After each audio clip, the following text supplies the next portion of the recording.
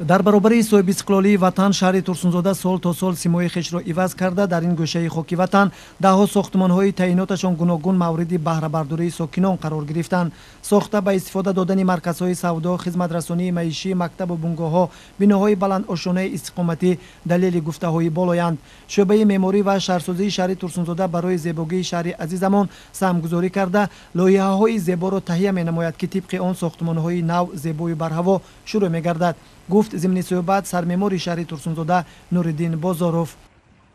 нақшаи генералии шаҳри Турсунзода аз соли 1976 инчунин таҳия нагардида буд ва дар асоси шартномаи байни мақомоти иҷроии ҳокимияти давлатии шаҳри Турсунзода ва ҷамъияти дорои масъулияташ маҳдуди шаҳрофар нақшаи нави генералии шаҳр барои таҳия соли 2014 ба оғоз гардид ва инчунин дар 25 январи соли 2017 таҳти рақами 36 нақшаи мазкур аз тарафи ҳукумати ҷумҳурии Тоҷикистон ба имзо расид ва мо дар асоси нақшаи нави генералии шаҳри Турсунзода ба нақша гирифтем ки бояд ки дар 800 000 метри квадратӣ бояд ки хонаҳои 9, 12, 16 ошёна бояд ки сохта ба истифода дода шавад, ки ин нақшаи генералии нави Турсунзода аз соли 2017 ки ба имзо расид то соли 2035 бояд ки иҷроиши нақшаи генералии шаҳр бояд ки ба итмом расонида шавад.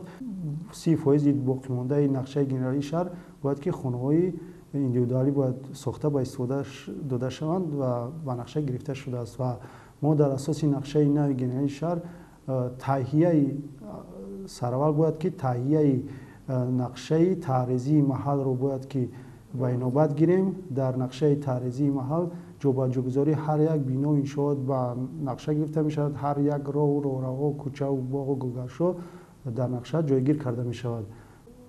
бозори марказии шаҳри Турсунзода ки дар ҷои номувофиқ ҷойгир шудааст, барои кӯчондани бозори марказӣ мувофиқи нақшаи нави генералии шаҳр ки дар маҳалаи панҷум ҷои сохтмони бозор пешбинӣ шудааст ба нақша гирифтем ва дар асоси қарори раиси шаҳри Турсунзода Сиҷоддин Саломзода муаллақаи қарори мазкур таҳия гардида ба ҳукумати ҷумҳурӣ пешниҳод карда шуд ки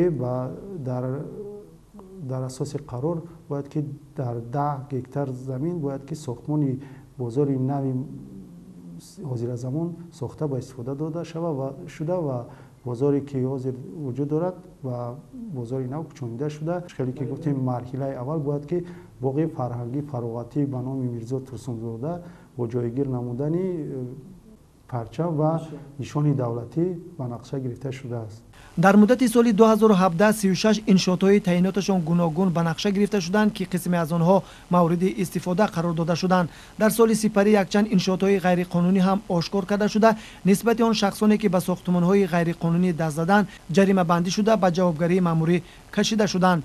дар соли 2018 бошад сохтмони биноҳои 15, 13, 11 ошёна шурӯъ гардид, ки ба ҳусни шаҳри Турсунзода боз як зебогиро зам менамояд.